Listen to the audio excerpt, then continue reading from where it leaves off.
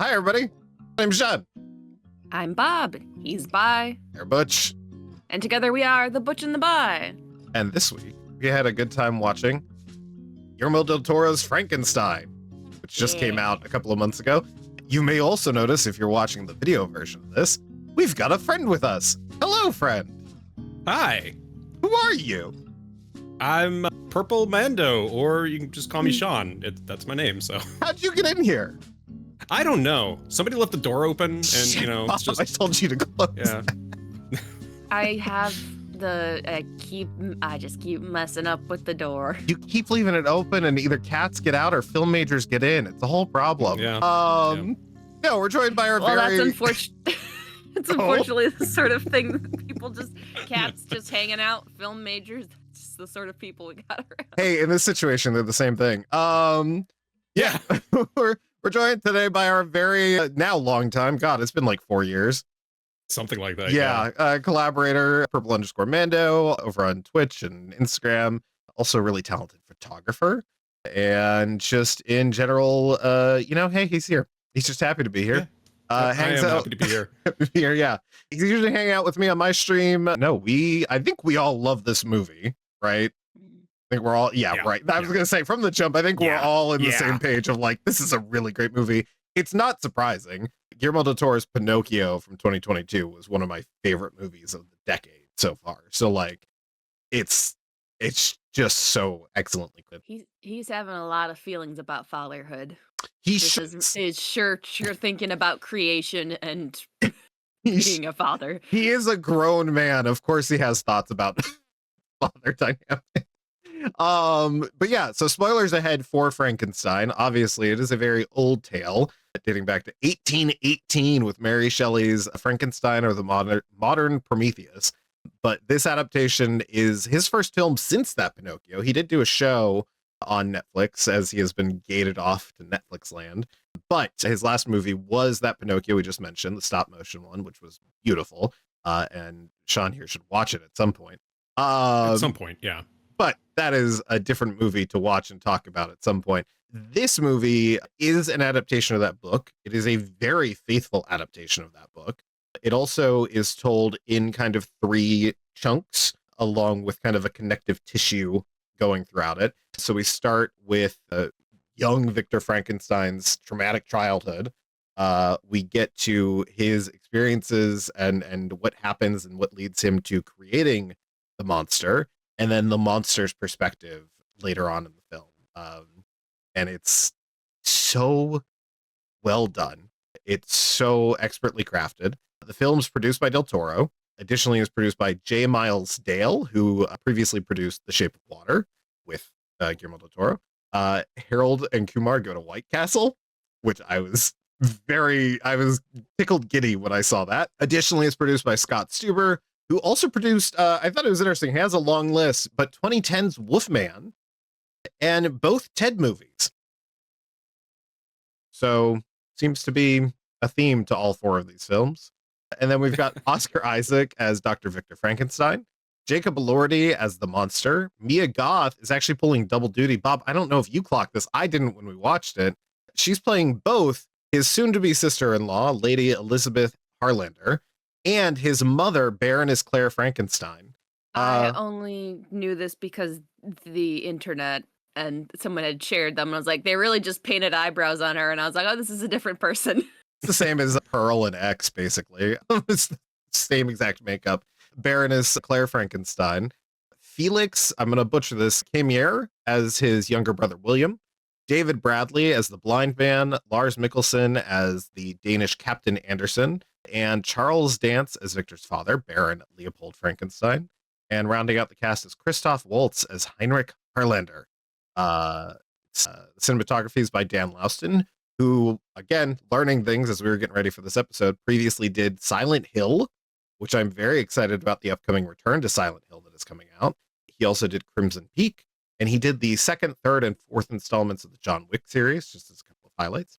It was edited by Evan Schiff, who doesn't have a Wikipedia page, so bully for him. And music by Alexandra Desplat, who did the music for The Golden Compass, Curious Case of Benjamin Button, Fantastic Mr. Fox, and the previously mentioned 2022's Pinocchio.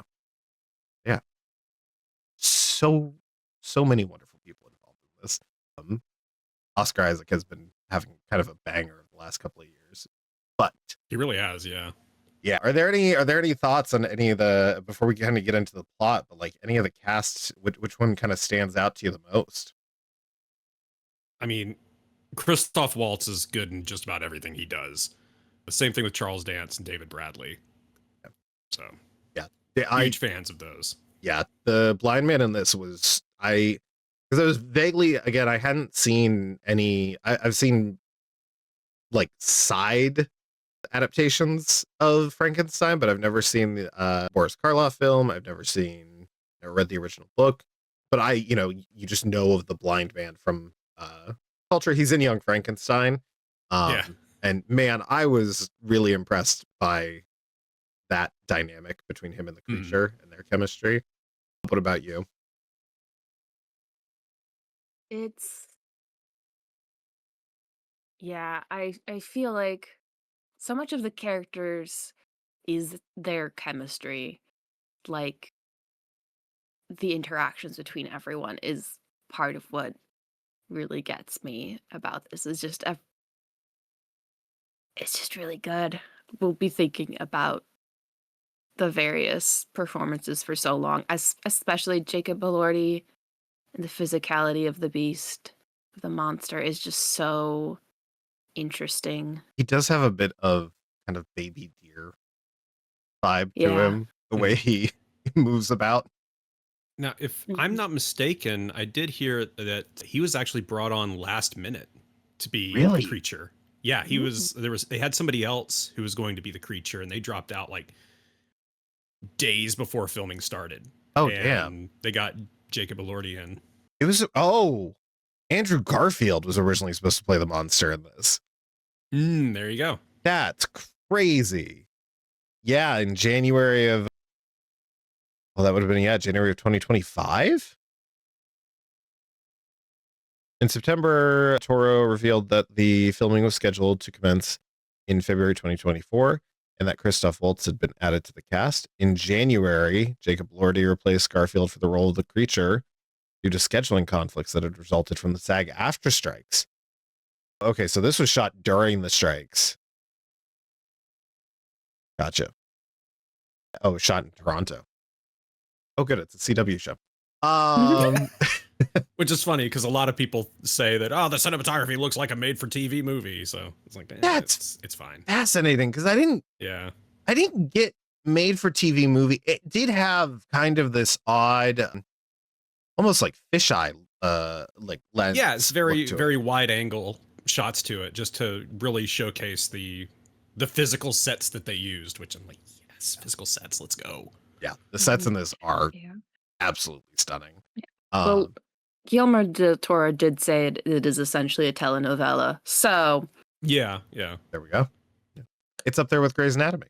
So yeah, the movie kicks off. We've got a Royal Danish Navy ship iced, trapped in ice, and man, we not know who is basically being chased toward. Was he on the ice? I'm trying to remember. How did they find him? So he was out like on the ice next to a fire, and they send out a party to go investigate the fire, look for survivors, see what's going on, and that's when they find him. Yeah. So they pull him to the ship, and then that's where we're introduced to the monster in a very kick-ass scene. That was the stunt work in this film, and especially that beginning part.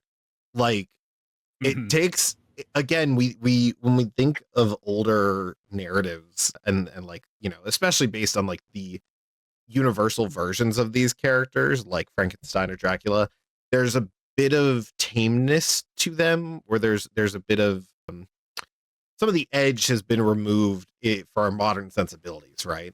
So like Frankenstein, we're used to like him lurking around, and yes, he's pushing people around, but this really highlights how strong of a character the creature is, how brutal he can be, and just some of the kills in this are like, you just kind of like wince immediately, because you're like, oh, I can feel my spine snap in the way that it just did on the screen. Like, it's very impressive. like you said, the stunt work was great. The just the way that it was pulled off too, just visually, like the whole world building too that they've got with the sets, and just everything is just, it's gorgeous. That I don't even know what the word I'm looking for is. So it's good. It's good. It's one of those situations where like it's that immersion that's not only provided by it being on screen, but also to the performers. So there's that tactical nature of everything where Tactile? No, tactical. That's cool. Tactile nature of everything where the performers can really like there's that interaction with the environment that comes to play in this film a lot that I think like when you think of movies that are shot predominantly maybe with extended backgrounds or on the volume or green screen or something where there's a little bit less of that like lived in feel to the characters. Like there's a little bit of stiffness in that regard. And sometimes it's not the most noticeable thing on the planet, but sometimes it really is like, oh, they are locked to like a 2 foot by 2 foot space to perform it. And in this, they're given a stage and it's done so well. So yeah, the captain takes the creature out with a blunderbuss, knocking him into the ice. And that's where we're, Victor Frankenstein is kind of like, I'm the maker of that creature. And then we get our first title card of the film with a number attached, the part 1 Victor's Tale. I know I have thoughts about his upbringing, but I'm just really curious what we're introduced to him as a child. What's going through your head when you're watching the sequence play out from when he's introduced, his father's abuse of him to teach him how to be a doctor, his relationship with not his soon-to-be sister-in-law, his mother, and their dynamic. I really love that they play chess together, and then again, we mentioned spoilers earlier, but spoilers: her death and childbirth, and kind of his jealousy of his brother. What really stood out to you about this section? For me, it was just like, okay, I don't know. It's different from how it is in the book. I do know that it's very different. Like they make his childhood a lot more like brutal, and in the movie than they do it is in the book.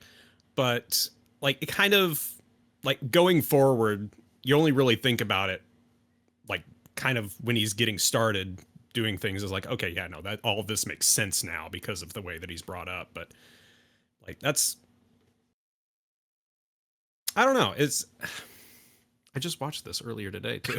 And I was just like, it's one of those things where watching it. It's funny. I just kept thinking back to Wicked, which we just did an episode on. Really? And a little bit, yeah, because it's like this tale is one of like, is wickedness born or is it created? And that is very much the dynamic between the creature and Victor. Like which one's really the monster, which one's really the protagonist of the story, kind of thing. And I think the favored younger child who is the mother dies in birthing can do no wrong younger sibling. I think too you get that like just that level of okay, what happens when the person that's kind of brought up to think that there's this good they have to do can't do that good, and they do it their own way and it kind of backfires. Just like I think getting to see again that it's the whole premise of Wicked is it's the backstory to the Wicked Witch of the West. In this case, we're really digging into why did Victor Frankenstein try to cure death, and framing it that way was really interesting to me, as opposed to just like I can bring a man to life. The very nature of like having a parent who's abusive, and also because they are your parent, you are desperate for their approval and their attention, and even just the touch, like the very brief moments that he gets physical touch from his father, even when it's very cruel, resonate as like, oh, that's what he would really want. Yeah, it is the reminder just of Victor Frankenstein in all of the versions is like a hey, this is a picture of some stuff that's problems with men in our society. Like, this is a story about men. And it is really the reminder of how we fail young boys and let them become awful people because of Monsters. how they are raised. Yeah. Yeah. Well, and also like that power dynamic of like, again, it is a parallel to fatherhood between Victor and Creature later on in the film, especially. But just seeing it, I don't know, it was really interesting seeing that despite, he had his mother and clearly that was a much gentler influence on him compared to his father. It's fascinating to think like, oh, if she hadn't died, what would this have gone the same way? Or was he kind of, is it that you're destined to become your parent kind of thing? And in this case, was he destined to become his father in some ways? But yeah. I think with his mother's death, that was the catalyst that really like pushed everything forward. That was the tipping point. Yeah. Really. Well, So, it was seen as, he saw it as a failure of his father's. He latched onto exactly. And then he was like, well, I'm going to cure death now. I'm going to prevent that because why can't we figure this out? And I mean it was just, that was the tipping point. So it's like asking if it was like, if had she not died, would it have ended up any different? Yeah, probably so. But it's a really interesting kind of thing. I feel like had his mother not died, he definitely would have been, more mature, like he would have been able to grow, like actually mature emotionally. Because I mean, major part of this is he's also didn't mature at all. He's still very much so a child. And you can tell that he acts like a child throughout the entire movie, really. Do you think that if she didn't die, do you think he succeeds in curing death, so to speak? No, I don't think so. I think he would have no reason to. Yeah. Really. He that thought probably would never have crossed his mind. He probably would have, just continued on with learning medicine and just been a physician. Yeah. Probably. A normal. So, yeah. Normal. So, yeah. I really love. He would not have been as infatuated with milk as he was. So. Yes. All I was thinking was Homelander and the boy. Yeah, so that came up. I was like, God damn it. Stop giving me these milk drinkers. Yeah. I don't like it. Yeah, I really loved the design of the death masks for both his mother and his father. The coffins are so cool. And the distinction between the color.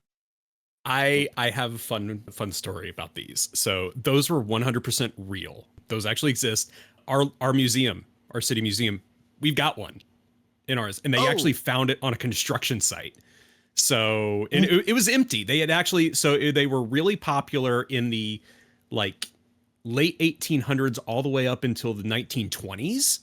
Okay. And they found this is just a cast iron coffin that had normally they'd have like a glass cover over the porthole because they were vacuum sealed basically to prevent any kind of decomposition or slow it down. And yeah, it turned out to be a really bad idea to hermetically seal something, that eventually will have pressure buildup inside of it. So yeah, not a great idea, but they're actually really cool. Like if you get a chance to like actually see one, they're very interesting. I'm going to be honest. I did not realize you were talking about like real death masks, like historical, actual, like that's a thing people did. Yeah. I thought you meant that like a local museum of yours had props from this movie. No. They actually have. No. Now that said, I do know somebody that made a cameo in this movie that worked on the props. So. What? Yeah, I do. It's a friend of mine. So it's somebody that I know through another friend of mine owns a prop shop called Thingergy, which I don't know if you've heard of or not, but they did the props for The Mandalorian. So, and they also did Frankenstein. So they had a casting of his face and they put it on the soldier that's on the horse that's frozen on that battlefield. Yeah. That's cool. So, yeah. That's really neat. Okay. Yeah. It's so fun. Yeah, there's a lot of moments like that too, where like the practical effects are just so fun, and like and it's Guillermo del Toro, right? Like he's a very, very currently vocally anti like generative AI and its uses just from that angle. But I mean, I think a lot of his work, regardless of, target audience, is just so well crafted and so He loves grimy. the art of filmmaking. Yeah, Yeah. He like really that does, is yeah. all of the elements of it. He's a nerd. Have you about seen the it. inside of his house? Like it's I- wild. It looks like the inside of the house from the Addams Family. Like it's just filled with so many for him. like horror movie props and stuff. It's It's just what he like deserves. wow. He's pretty cool. So, Yeah. a lot of cool Mhm. stuff. Yeah, no, it's yeah. So we have his childhood. We have this growing jealousy of his brother, which is interesting. We'll talk about the differences really between the book and the movie later on. But in the book, his brother is not engaged to Elizabeth. He's engaged to Elizabeth. And so the inclusion or the change of having it be yet another thing to be envious of his brother is this romantic interest for him, and someone who is he's definitely very, again, as we mentioned, immature but also arrogant, and having someone that he, in their first meeting seems kind of like, oh, she's a woman, and obviously it's it's men being sexist as was the norm back then, but specifically finding that like, oh, she's more of an equal and can spar verbally in a way that catches his attention more than I think anything else. So it's a really interesting change to have that be part of it. But anyway, so he has become a surgeon, again obsessed with curing death. He is putting on a presentation for the Royal College of Surgeons in Edinburgh, and this is one of the coolest practical like effects I've seen in a movie in so long. It reminds me a lot of Sean. I don't know if you had watched. Did you watch Moon Knight or not Moon Knight? Werewolf by Night, the Marvel. Yes, I did. Okay, I did. Do you guys remember the corpse in the coffin that comes to life? The puppet, like the animatronic corpse of Elsa Bloodstone's father. Not specifically. but Vaguely. I don't remember that much. It was a really great practical effect, but it was very similar here, where it is this like, just that thing shouldn't be alive. That thing should not be functioning. And it really does, I think, set up the framing of like, what are the ethics behind bringing back the dead? Because it looks painful and it looks brutal. But it's such a good. It's like, it's one of those things where it's like, it's a basic practical effect, right? Like it's not like it's hard to try to figure out what they were doing, but it's just so expertly executed that like it's just maddening, and him interacting with it and showing it off. It's very trippy. Suspension of disbelief is what it is. Textbook definition. Yeah, but this is where he meets his benefactor, who believes in him despite everyone else being like, don't do this. Don't stop it. Stop it, Victor. Stop. They're like, but God. He's like, but God, what? Abomination. Yeah. Mhm. It was, I get flashbacks to like education, upbringing, and just the extreme focus on God, is it Newton, and how he was like ostracized, and was he jailed for his like That was scientific theories? Galileo, thank you. Yeah. So it was kind of bringing me that vibe of like witchcraft, burn the witch, like how dare you. Yeah, Henrich Harlander, which I need to know if you picked up on this, because I picked up on this, but he's absolutely queer, or at least queer coded. Yeah, like 100%. For sure. Yeah, no, I was like, I wonder if we're gonna get into this at all. But I was like, ooh, look at this fruity little man. Probably nice. This is great because this just turns into just make Sean giggle at gay jokes. Yeah. Pretty much, yeah. We love a token straight. Yeah, no. Happy to be here. I love that he's also crazy. Heinrich. He's so like, yeah, fucking let's. Just someone gonna match my freak, and it's just these two. He's got motives, so he does He have does. a motive though. So He does have motives, and I don't. Did I? I mean, again, I didn't read the book, so maybe you guys picked up on this in some way. Is this a plot point that you guys knew from? No, okay. So it was also a surprise to you when it was revealed later. Yeah. Okay. But yeah, so he's got his motives, but he is, he's a war profiteer, and he can provide infinite funds to as long as the war is happening, he's got infinite money. Yeah. Which is I was getting flashbacks to Star Wars: The Last Jedi, but yeah. But I'm glad I wasn't the only one who thought that. Yeah, honestly, right? I immediately was like, oh. Yeah, war profiteering. Isn't it fun? Going hand in hand with unethical medical practices. What? Exactly. That's not surprising at all. Where the money has to go. But yeah, so we get this not montage. It's just we're getting a period of time a little faster. Just them, that he's shown the tower, which the tower in this film is stunning. I love that this is just this huge Gothic fortress. Just the scale of it when they like kind of pan up when we're introduced to it is so stunning, and just again it matches kind of that tone of the film where it's just like a sense of awe and a sense of like why would you do this is not, why would you go that high? You're bound to fall. But yeah, no symbolism and imagery. Ooh. Yeah, it would come in a film. Yep. But yeah, it's this beautiful tower. One of my favorite parts of this specifically is the sculpture, the marble face that is in the main hall of this, and also there's one in the basement, in the lair where the creature is eventually kept. But it does have this. And I'd be curious. I don't know if it's something that I didn't bother to look it up, but to me it reads a little bit like it's a woman's face, and I'm like, oh, is it supposed it's Medusa? Oh, it's Medusa. Mm-hmm. Is that what it is? Okay, I missed the snakes. Okay, gotcha. I was thinking it was, and it could still be paralleling to like his mother, like having that kind of stone face haunting the narrative. Yeah.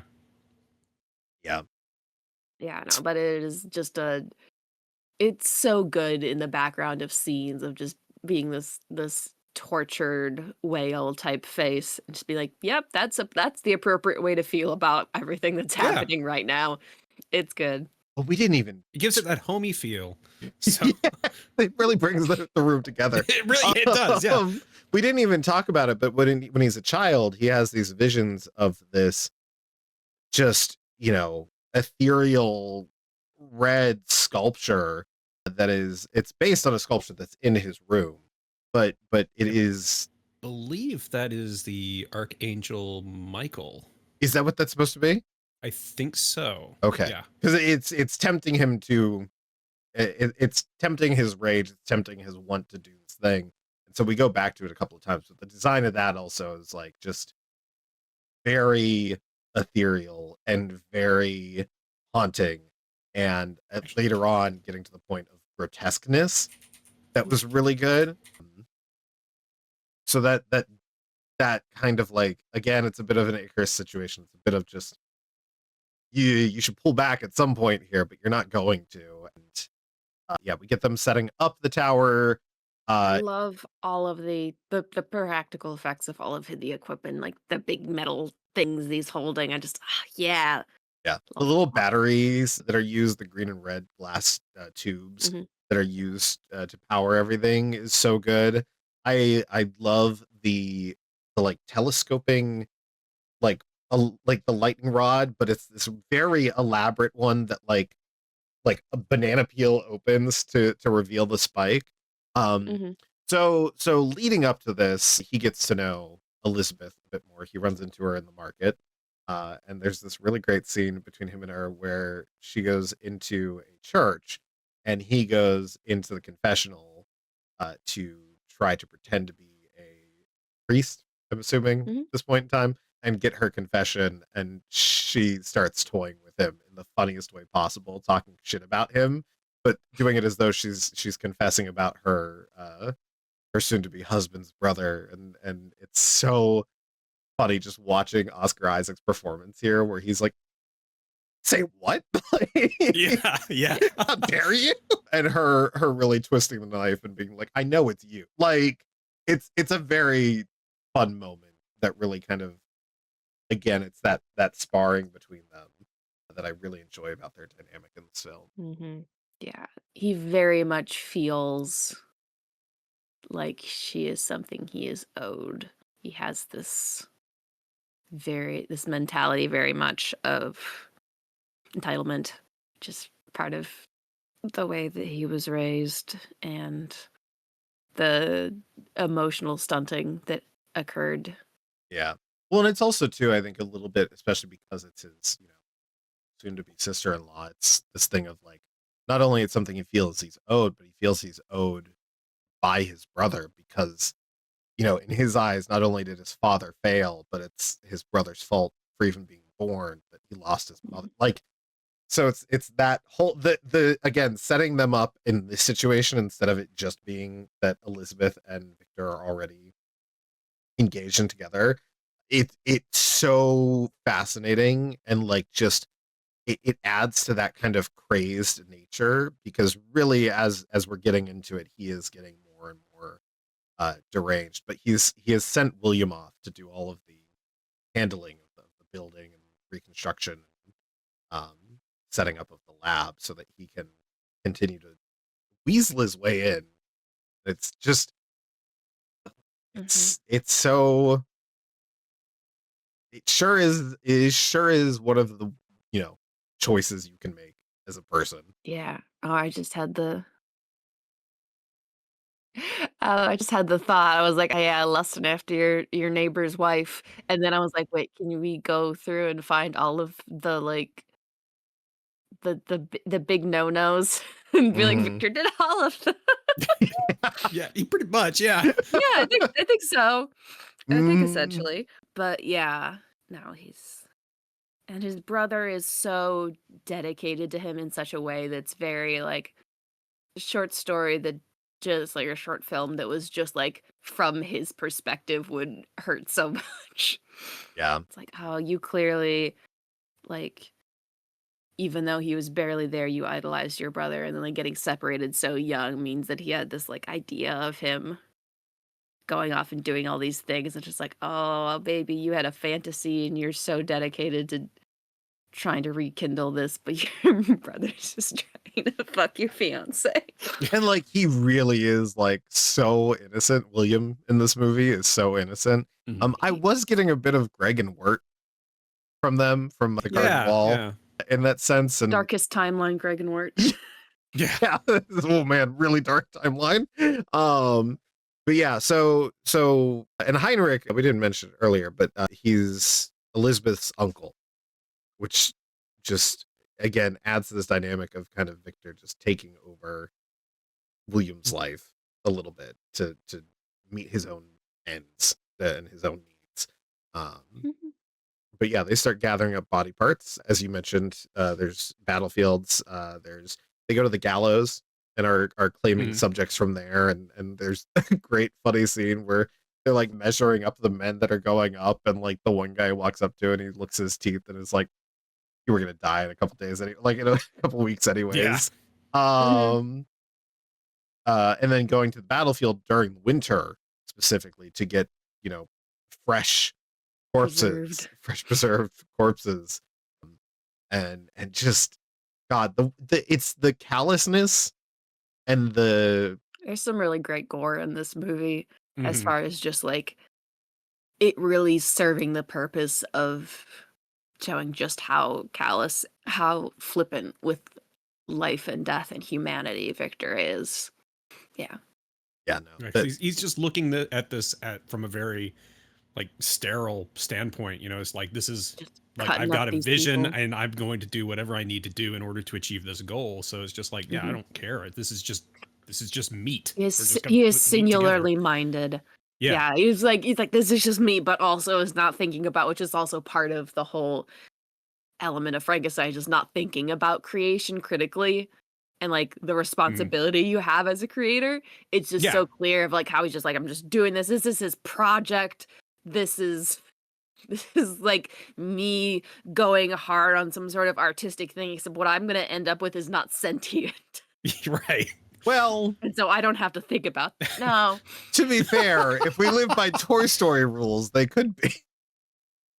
I try not to live by Toy Story rules. I don't want to think at what point the soul gets put into something. That's why specifically a lot of people who make stuffed animals who are thinking about this way harder than Victor Frankenstein ever did are like, I save the eyes to last because I don't want to, once it has eyes, it can feel things.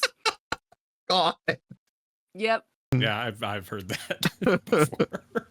Me surrounded by all of the soulless Funko Pop eyes.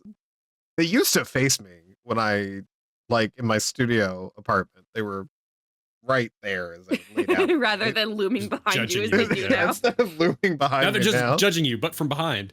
Exactly. Yeah. Yes. He doesn't have to look in their eyes, and that's what Yep. scares him. Is Frankenstein in the shot? Oh, he just barely Yeah. is. Right there. Yep. Bride's right next to him.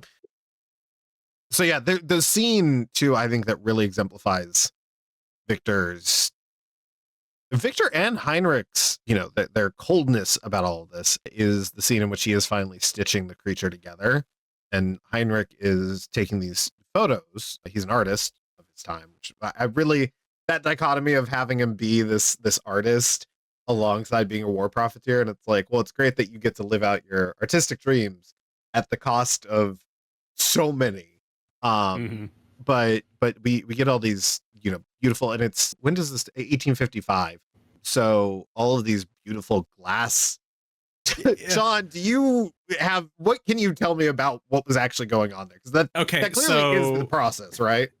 Yes. Yeah. So the type of photography he was doing was, I want to say it was wet plate photography, where you basically make your own film on sheets of glass, or it was like, I don't think it was tin type, where you just print things on, or it could have been like, it was probably silver collodion film. Anyways, Please, deep dive. So you're allowed. It was so yeah. It's just it's a process where you just thinking about you when he was doing pictures. I was like, oh yeah. When I saw that, I'm like, hey, okay, this guy is cool, but also so it's like, you got a cool hobby, my guy.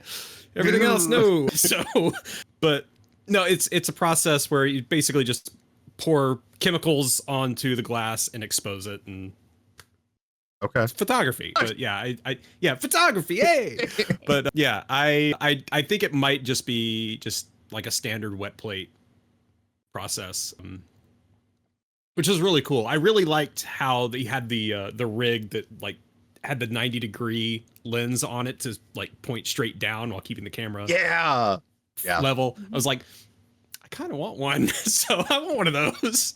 Oh God! Yeah, you got wet glass. It's like you can't be sloshing that around. Yeah, it's like and he kind of dates it. He's like, it's photography. It's a rather, it's a very young art. And it's like, okay, so it's like, okay, that's really cool. Kind of dating the period. Yeah, I love that commitment to like, and Guillermo del Toro did this fantastically with that Pinocchio as well. The time that it is set, it like Pinocchio, like the Disney film Pinocchio, or a lot of adaptations of Pinocchio, they have this ye old Fantasyland feel to them, whereas that version of Pinocchio was so steeped in the time that it was set and the area that it was set, and the reality that comes with all of that he does in this movie as well to some degree. I think it's a little less in this movie, but it is very cool to have that be so ingrained in like the world building, as you mentioned earlier, but also just like, these people are not living in the past, they are living in their now. Yeah, which I love it when it's like the writing, the directing, the acting, it all just comes together, and it's like you're just looking at people living their lives in this. Basically, you just kind of forget for a little bit. Again, suspension of disbelief. Yeah. So love it.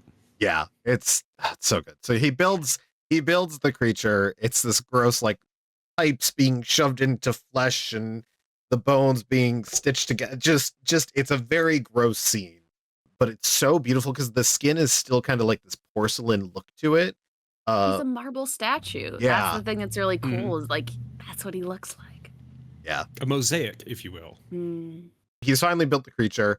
There's a lightning storm available to him so that he can bring the creature alive. He's trying to get Heinrich's attention, which this gives us the reveal that Heinrich is very ill. And he's not only is he ill, he's taking mercury to treat it, which was insane to me that like, oh, right. They thought it had medicinal properties in this sense. As was the style back then. Yeah. Yeah. Not that far back, because my mother's mother put mercurochrome on her open wound. Yep. So, like, I've used it. I've used that. Crazy. So. Wild. Yep. I have not. Yeah. Okay. Yeah, we just have yeah. That was but mercurochrome specifically left a stain which my mother hated, and she wished that she could her mother used a different brand because the one she used like left a stain so everyone could see the horrible stain, which is such a funny thing to think about this child who's getting poisoned by mercury being like, it looks bad. It's so sad.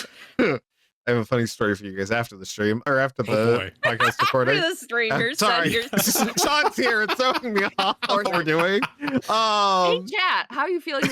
Yeah. Hey, somebody respin the Vote wheel now real on your quick. phones. But yeah, he goes to get him, finds out he's sick, and finds out that Heinrich's motive for funding this at all was to be a cure for him.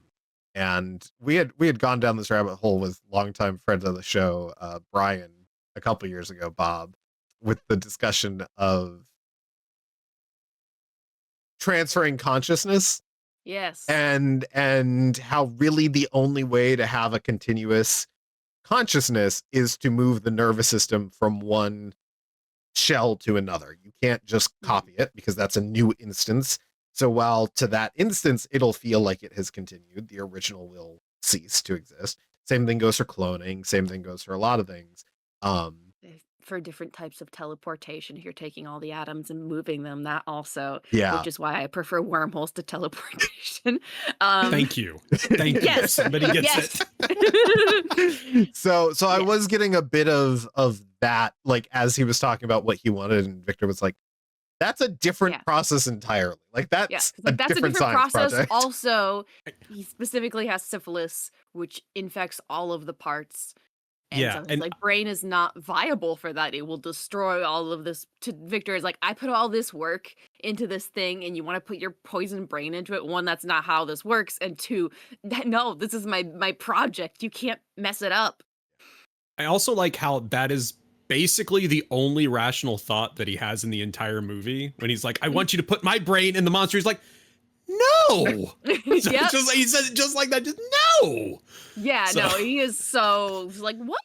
It's one of his two rational thoughts. We'll get to his other rational thought a little bit later. But yeah, no, it is it is that thing of like, I don't know. I can relate to this a little bit with work where it's like, hey, do this thing.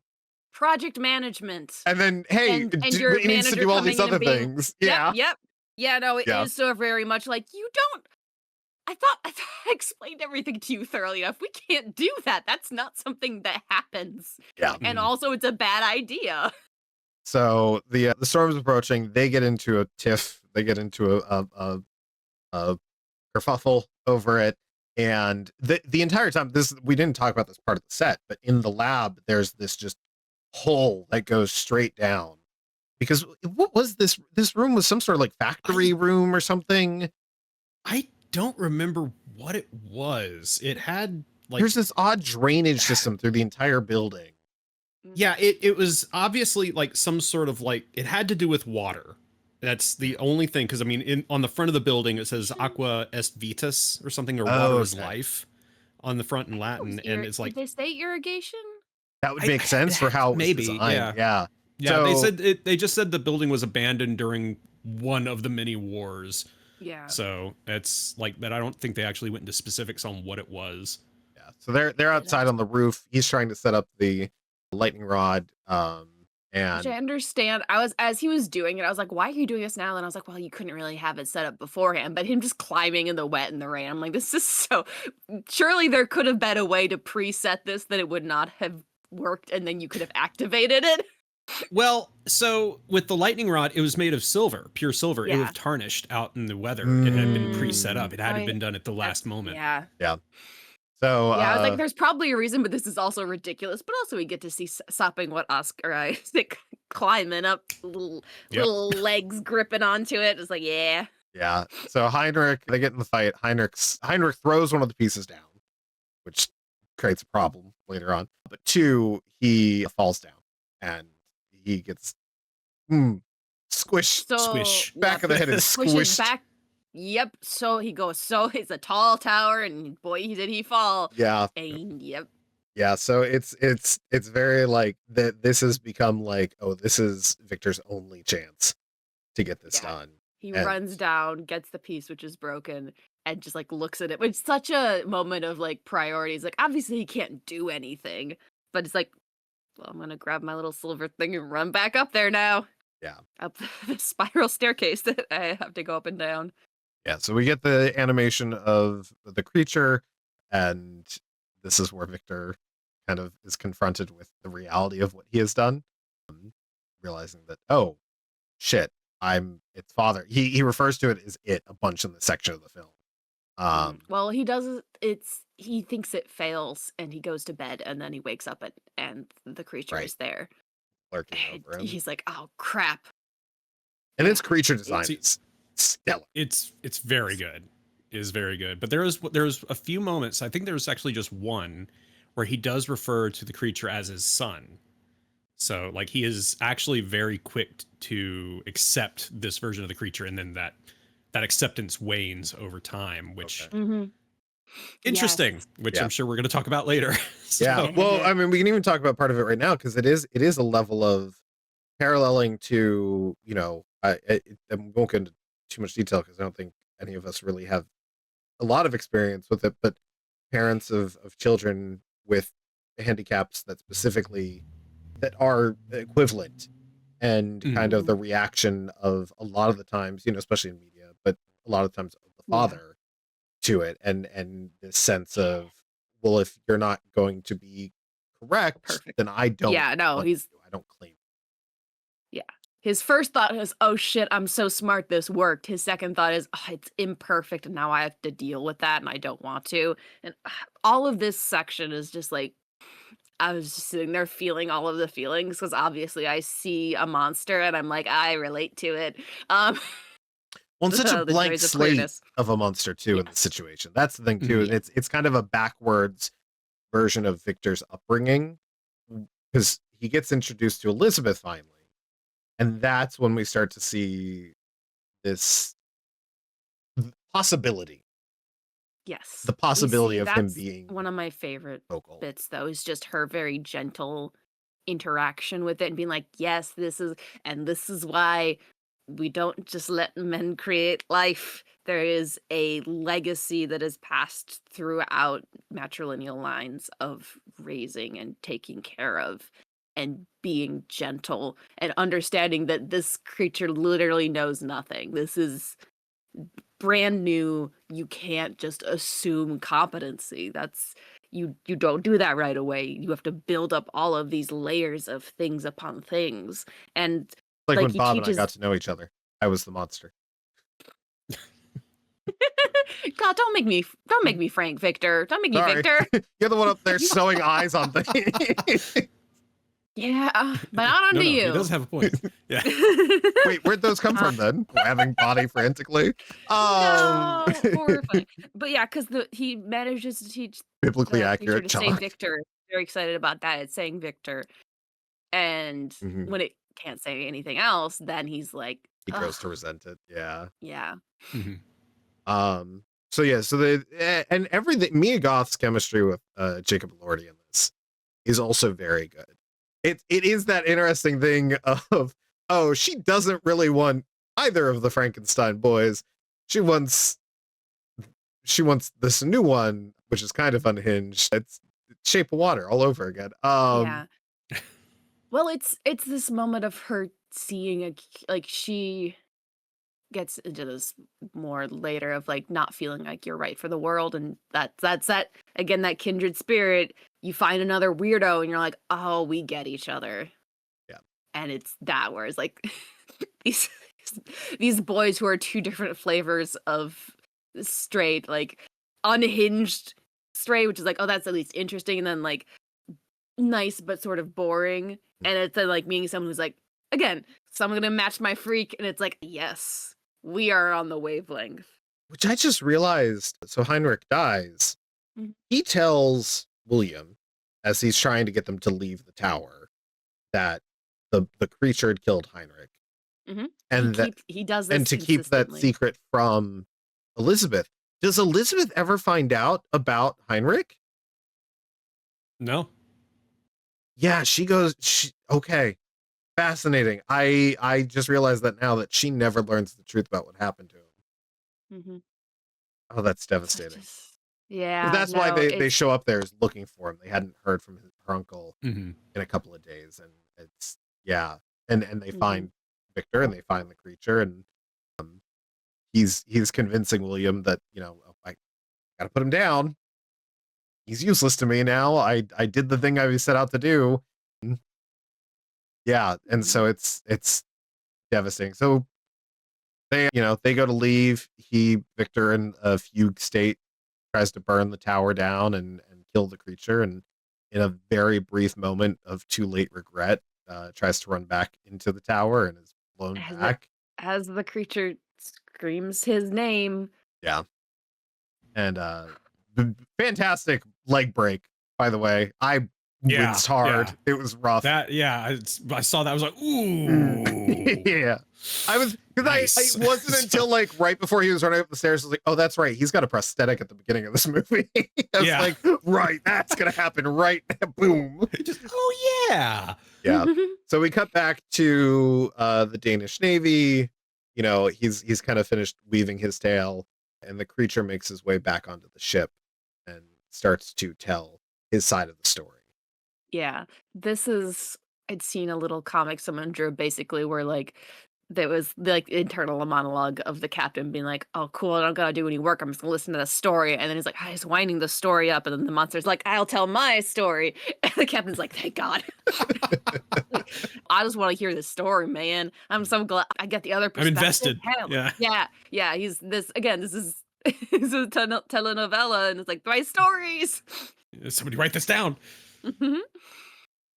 Yeah. Yeah. It's also just such a moment because we hadn't seen the creature speak before that, other than Yes. saying Victor and Elizabeth, which when he says that to spite Victor, to be like, I did learn another word and I like her more than you, essentially. That really Not only do I like her more, she likes me more. Yeah. Yeah. But yeah, also that whole the way in which like that your parent was cruel and you fall into the same cruelties so fast is such a like that was what really got me, is like his initial gentleness with the creature, and then it falling apart so quickly as he realized the reality of a new life. It's just like, oh, cute baby, look at what I did, look at my progeny, and then being like, I have to teach the baby things. It's so that quick drop off in empathy killed me.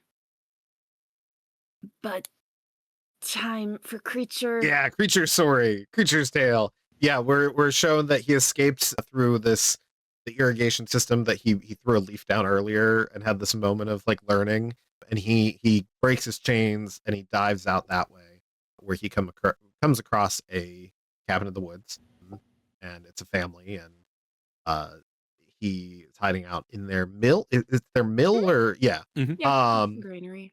and they're he's trying to figure out, we're getting the narration from him because he's still nonverbal at this point, and he's explaining how basically he's like, what can I do to get in their good graces? Oh, they need kindling for the winter.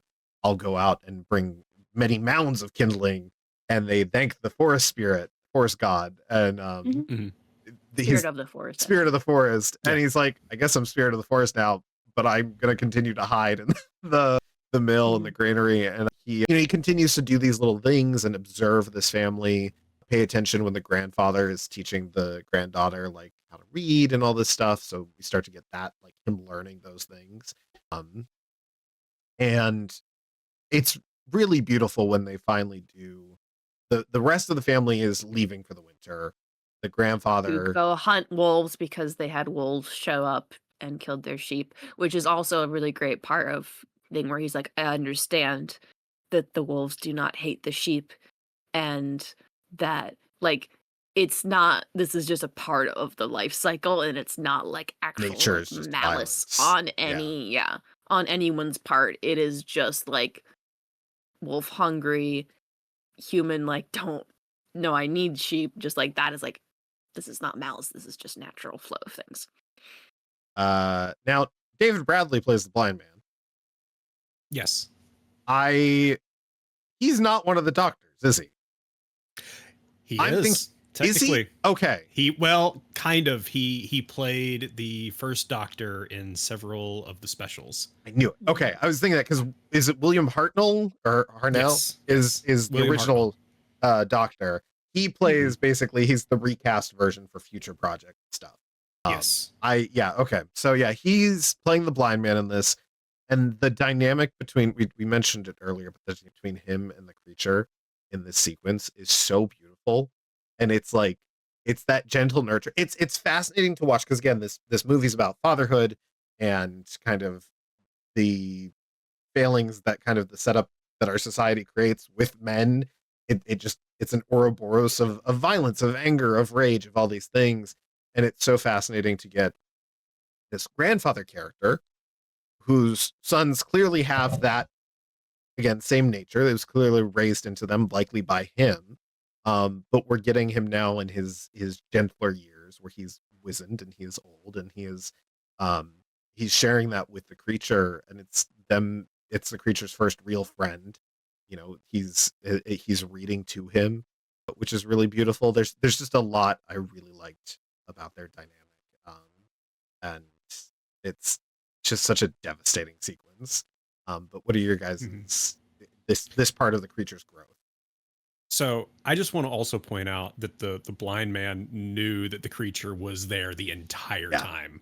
So it's like, especially holding up the cards and like say, what is this? Is a boy, okay, and turns it around and he's like actively teaching him how to read. It's like he knows he's there. Like this is really cool. When he first meets him, he's like his language, so he assumes he's like a soldier scars from another place, and so he's like, this person just needs to learn.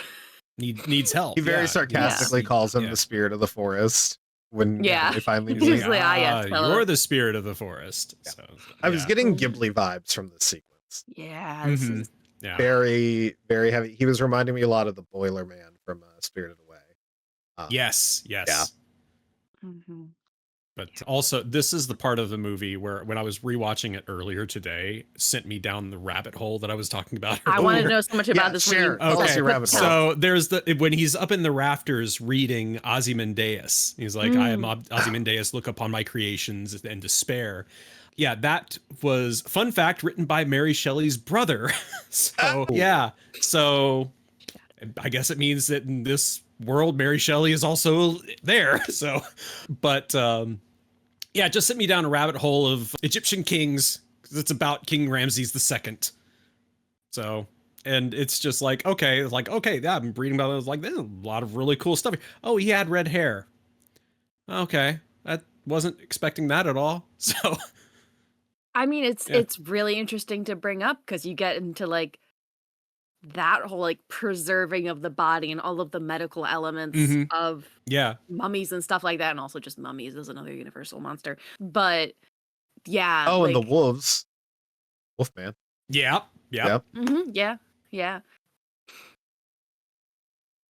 Sorry, it threw me off, but sorry. I really love the part where William just bites into Mia Goth's neck earlier in the No, but that also coming up is like humans have been fascinated by death for forever, and that sort of the preservation and like the idea of afterlife and everything. Also coming up. I'm sorry. Continue. No, you're fine. That was the end of my thought because I was like, what is it going to be about when you said that you fell down this rabbit hole. Fell down a rabbit hole. Yeah. Yeah. It was just, I went down a whole Egyptology binge. So, which is as like, one does, especially that as honestly as a checks young out. person. Yeah. Yeah. But also For special interest. it was so interesting because, you know, it's like if you actually listen to or read Ozymandias, I mean, look upon my works and despair. It's basically the whole idea of that is the person telling the story finds a statue of this pharaoh with basically the face smashed out and everything else is just ruins. And at the base of the statue, it says, "Look upon my works." It's hubris.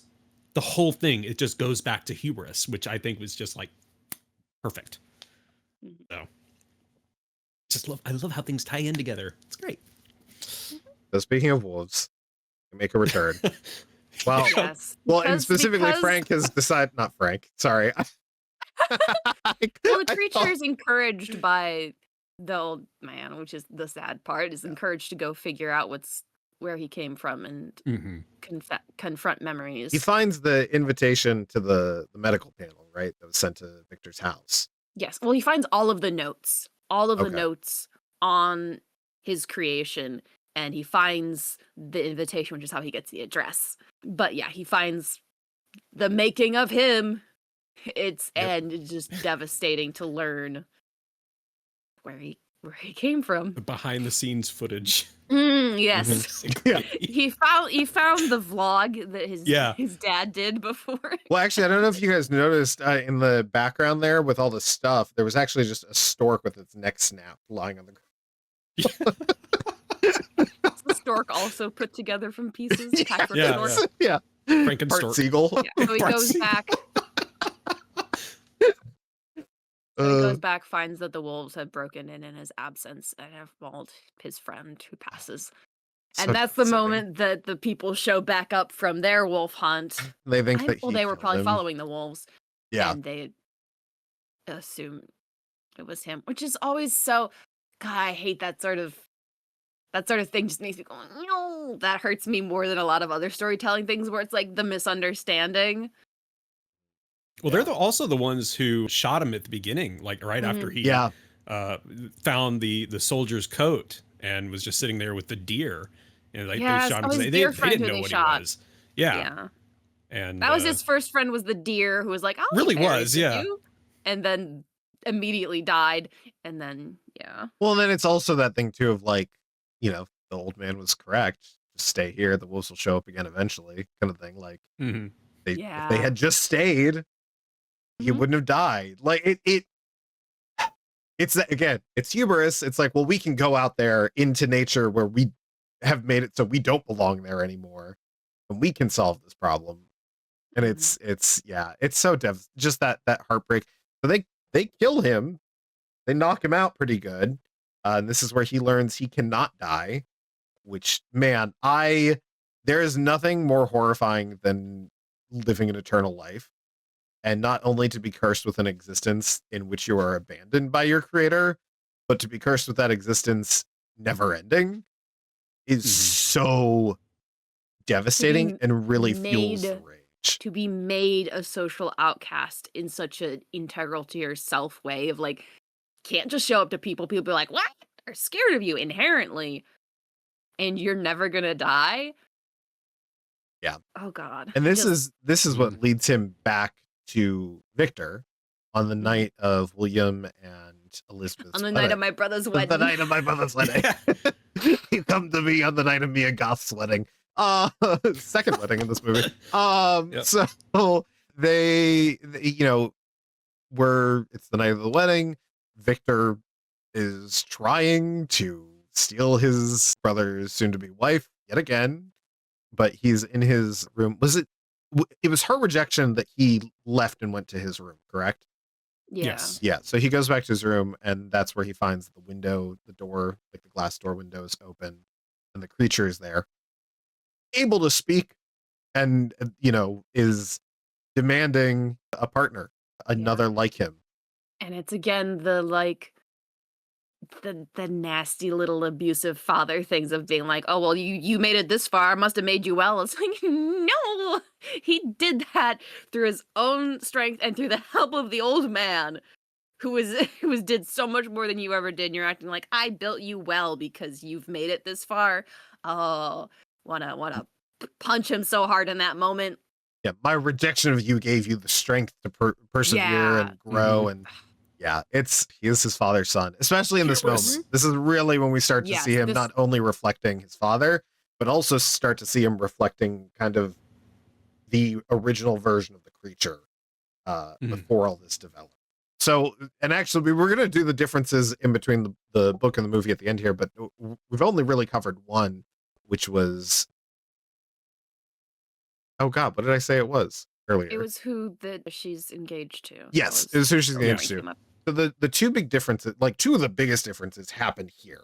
One is he's requesting a bride, the bride of Frankenstein. In the book, they get to the point where he is working on that. In the movie, it is only a request that he rejects. This is his second sane moment. Alongside rejecting Heinrich, it is rejecting the monster, going, no, bad. Yeah. And then the other big change here is... fair. He was like, procreation. I was like, if you're building it, you can make that not be a thing. Yeah, snip the You tubes. don't have to build in the ability to procreate. Yeah. Right. I was like, that's unreasonable. That's unreasonable. You don't have to... But it does introduce, again, it introduces another ethical question about it. Is like, okay, well, if you're going to bring these lives into existence by sheer force of will against theirs, how much do you take away? Obviously, it's like, he's a piece of shit, no matter what kind of thing. But it's still that thing of like, okay, well, do you build them completely, or do you build them only meant to exist as a set, or in this case, you only built the one kind of thing. But the other big change here is, and it's so devastating, William and Elizabeth's deaths in the movie are indirectly caused by the creature. In the book, they are directly caused by the creature. So that's the big change here. And really, when we say indirectly caused by the creature, it's more directly caused by Victor's actions. If Victor doesn't pick a fight with the creature, if he doesn't alert the party to the situation, if William doesn't come running in, if all of these things don't happen, nobody dies in the scene. But unfortunately, William gets thrown against the wall in one of those really just depressing, you see the way their head hit something and you're like, oh, yep, he's gone, lights out. That's it. And it's like, oh, you're not coming back from that. No. Yeah. But he there's this very honest moment between him and Victor before he dies of William expressing his disappointment in him and his hubris really being the cause of this and not forgiving him. And then Elizabeth had come in, and Elizabeth actually gets shot by Victor, who's trying to shoot the monster. Yes. Yeah. And yeah, as soon as he got that gun, I was like, oh, he's shooting her. It's gonna be a classic. You are trying to aim at a moving target and you shoot the one you don't want to shoot. Yeah. And she tells him, take me away. Yeah. So, I really love that her dress here is the bride's dress. Her wedding dress is very much the Bride of Frankenstein from the Universal's movie. I love that detail and the dynamic they have here, kind of reflecting that, especially because we don't get that development in this. Yeah, and this is where she's like, I wasn't meant for this world, and it's so sad. Like, the first person who showed him kindness and her dying as he's aware that he cannot die is just like, that was like really getting me. He's like, that some amazing. Also, just like shout out to both the makeup crew for being able to do this in a way that Jacob Elordi can be so expressive still, and also him being expressive through all these layers of makeup is like just all around amazing, beautiful work, stunning. Yeah, I really look forward to them using the same technique on Jim Carrey for the Grinch 2, Grinch Harder, where they don't need a CIA torture. It was train him. CIA torture or an operative. How to torture resistance survive. Techniques. Yeah, torture resistance. Yeah. Yeah. It's very much a, her explaining to him in this moment where she's dying, a thing isn't beautiful because it lasts, and he's like, but I last. And it's a bit of. Did either of you see Bicentennial Man? Okay. Do you see the connection I'm making? Yep. Yeah. But yeah, Victor follows him out, and the creature basically dares Dumbledore dares him to just like, we're gonna be in this dance forever. We're just gonna be going back and forth, you and me. You created this. It turns into a Resident Evil Predator mission where Victor's just being chased infinitely by this looming threat through the Arctic. We're gonna do it again and again and again and again until you're dead. And this kind of brings us back to current day, giant quotation marks, to the leading up to the ship. There's this moment, Victor, he's gotten materials, he's gotten a shitload of dynamite. I've never seen someone be so incompetent with dynamite in a piece of media, because like you could have set this up a little easier. You knew this was coming. Prepare, but we get this moment of chicken between Victor and the creature, where Victor's got the dynamite and the creature's basically like, "Do it, you won't do it," and like, "I can't die, you won't kill me." And that's the explosion. The creature is hopeful that it does kill him. Yeah, like he even says that. Which, if they had used more sticks, that was the thought in the back of my head was like, maybe just fill every orifice or something, Yeah. It was on his foot or something, or like in his hand. Just holding it. He's just holding it. Yeah, he's like, just holding it. It was like, you better run. So yeah. But that might have done the trick. Who knows? But yeah. But I feel like there's definitely there's a level of like a Deadpool destruction level of explosion where it's like, okay, I don't think you would come back from this. Right. Yeah. But we don't see that attempt. Yeah, unfortunately. But that brings us to the ship, hearing the explosion, finding Victor. They're on the ship. And this is the other big change from the book, is that in the book, Victor has died before the creature ever boards the ship. He had already succumbed to his wounds, so there is no moment between them. So instead we get this confrontation at the end that is very beautiful. Again, it goes back to being about fatherhood.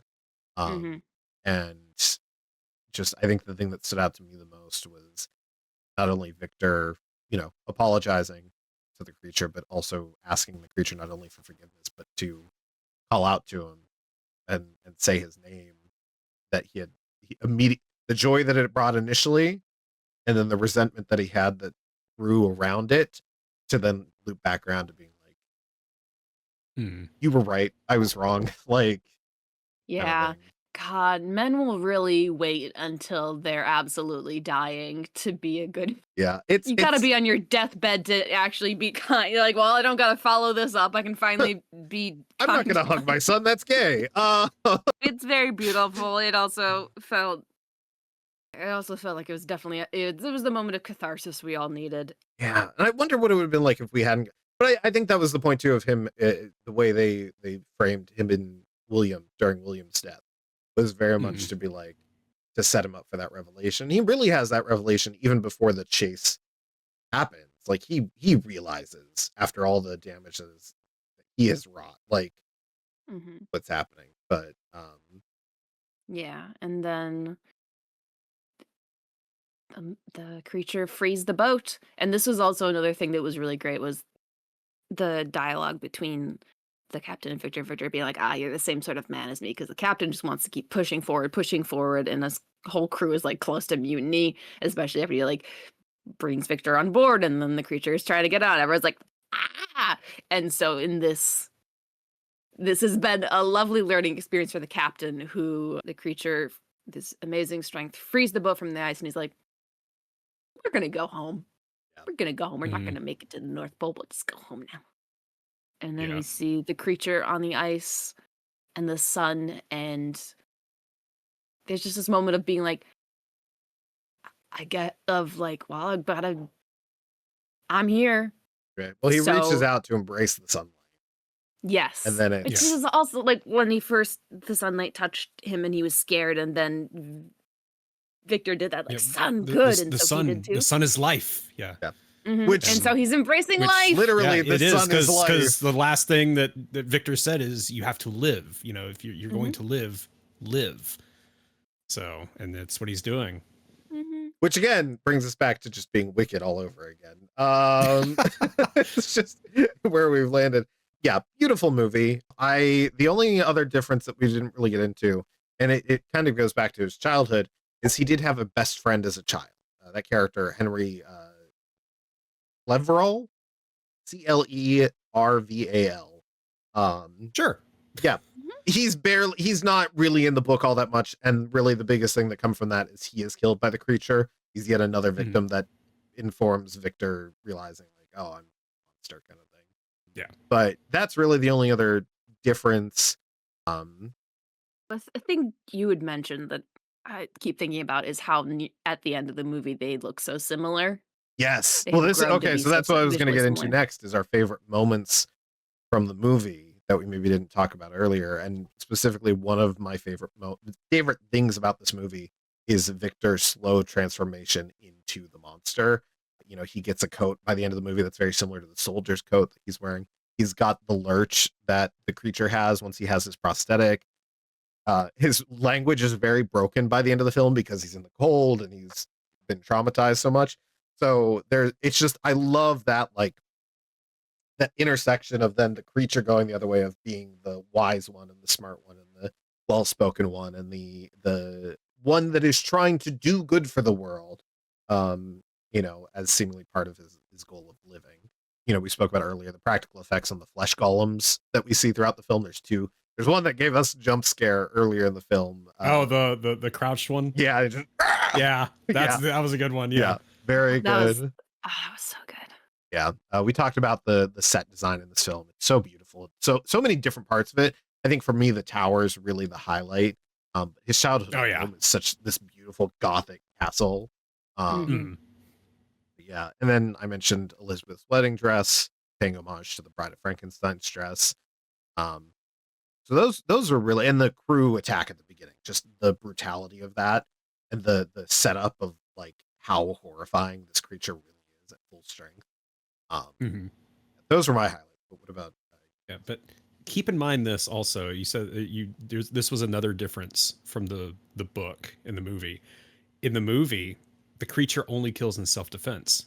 He never once lashes out in pure anger, unlike in the book where he kills almost indiscriminately. Like he went on rampage, and it's like I kind of like how they went that route with that, but at the same time, it's like I would have liked to have seen like especially the scene where like in the book where he kills Elizabeth. Like that would have been interesting because he did that specifically to hurt Victor, like to have that continuous battle there. But I do appreciate how they went and decided, you know what, let's make it to where, you know, the monster is actually not inherently bad, or he's not doing anything really out of malice.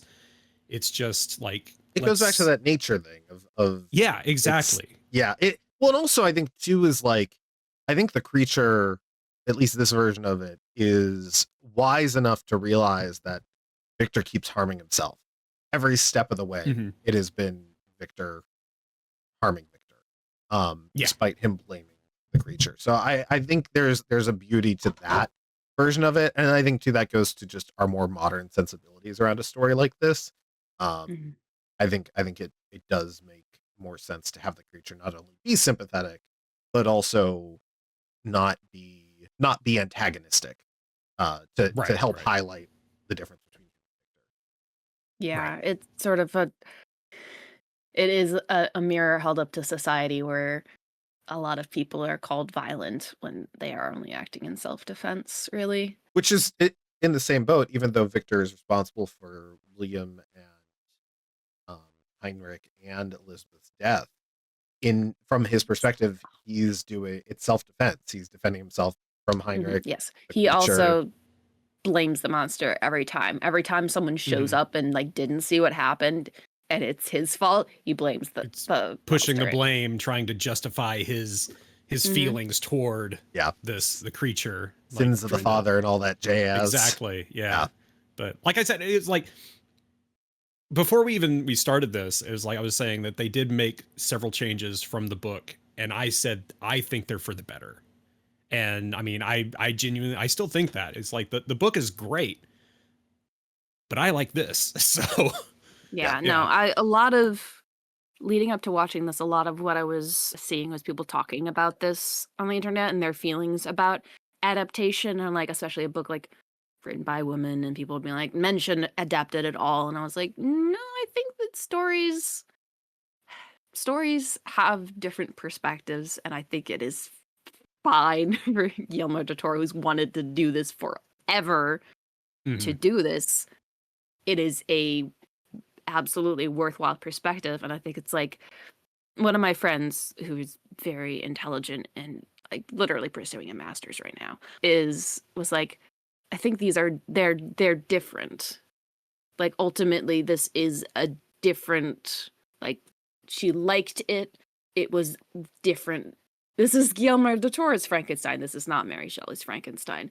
It is how the story made him feel and the things that it brought up for him that he wanted to explore. And I think it's a really beautiful exploration. And I'm also going to have to admit that I have not read Frankenstein, even though I've read a lot of books.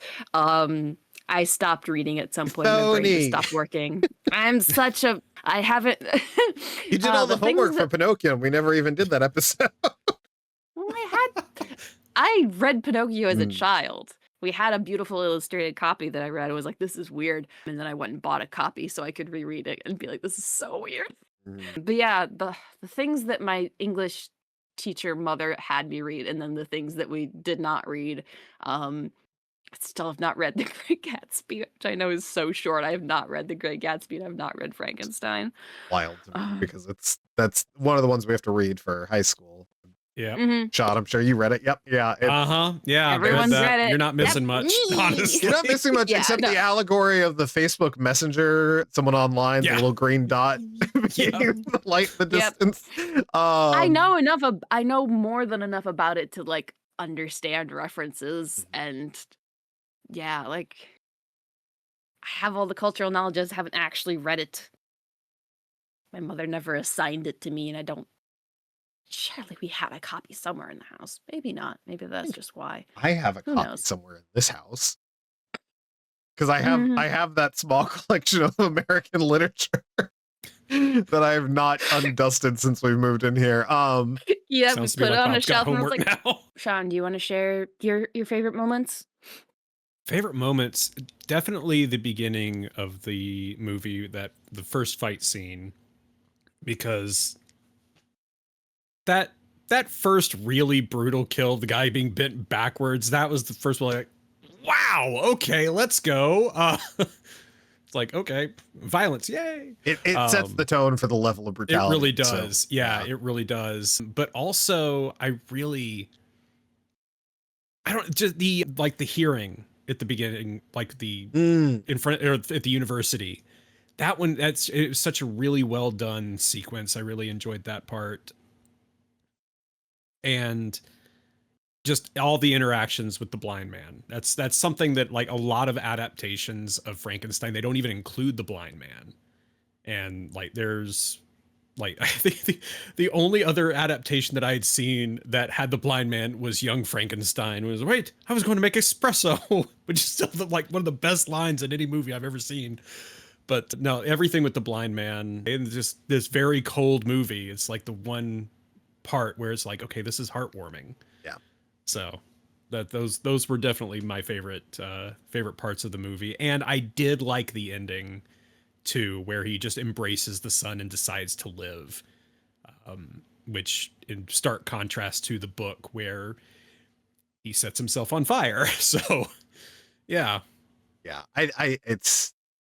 It's such a beautiful film, which isn't, I mean, it's Guillermo del Toro. I think we all went into it with the expectation this is going to be fantastic no matter what form it takes. He's an artist that very rarely misses, and it has such a beautiful eye for getting the right creative team and the right production put together. So yeah, we had a good time watching it. I have not shared my favorites.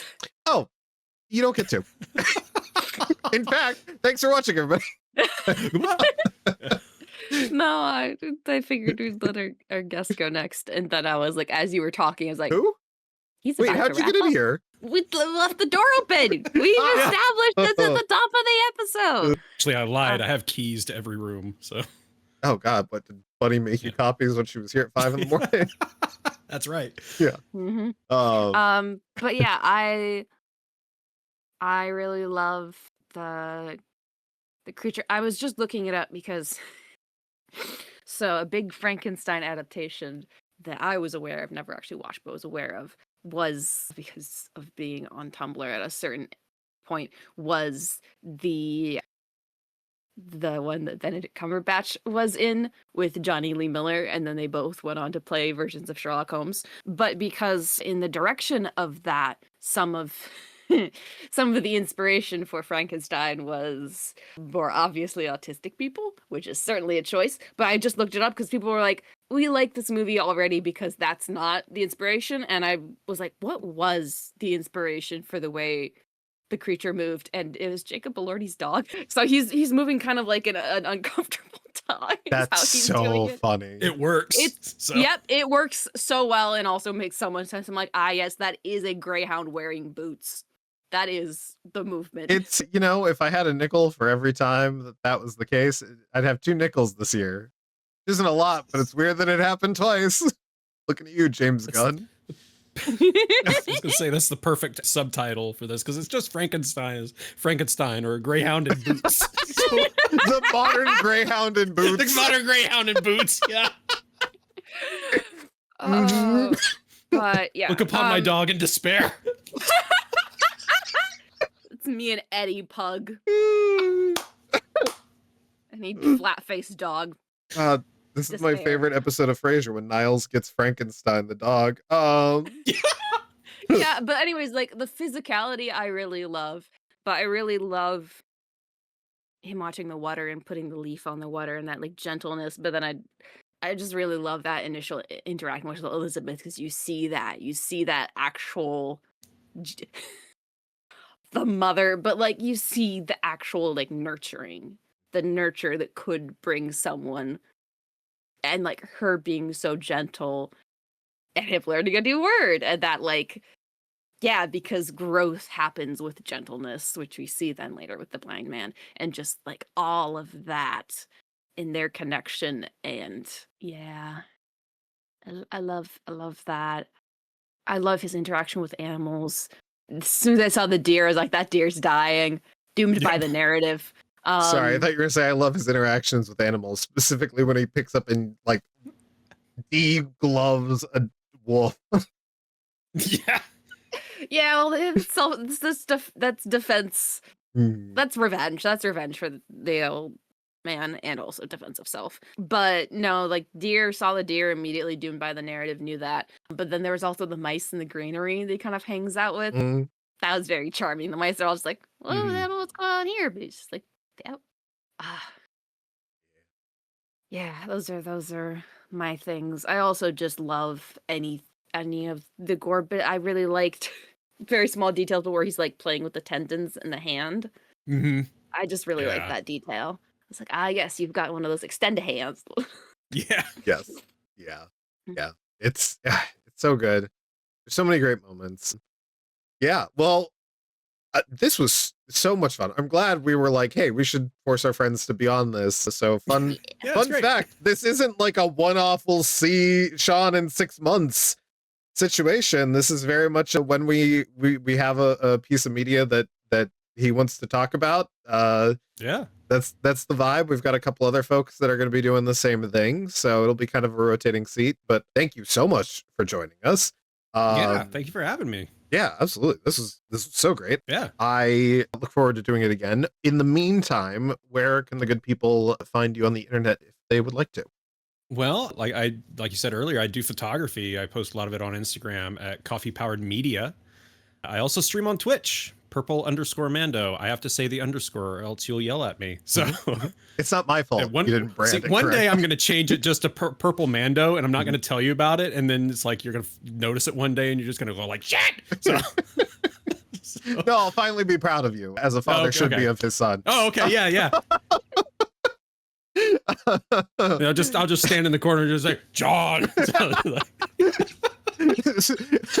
Call me by my name. Yeah. Yeah, And but Bob, yeah, that's where you can find me. So, Bob, where should people go to find you? You can find me at www.asmallfrogart.com for various art things. Find me at A Small Frog Art on social medias. Really, I haven't posted in a while, but you get to see me share various clothing things that I do to my stories as I have fun just cutting shirts up and then sewing them back together and getting into printing. You can follow me at Junk Lobster on all of the things. All of our links will be in the description, both here in the video version on YouTube, but also on the episode notes on the wherever you're listening to this. The audio version. The audio version. the better version. You can also find out more about The Butch and the Bye at www.butchandthebye.com. That's A&D, not ampersand, because the internet does not like ampersands. And yeah, you can find all of our previous episodes, including the one in which we completely shred young Frankenstein, as it should have been.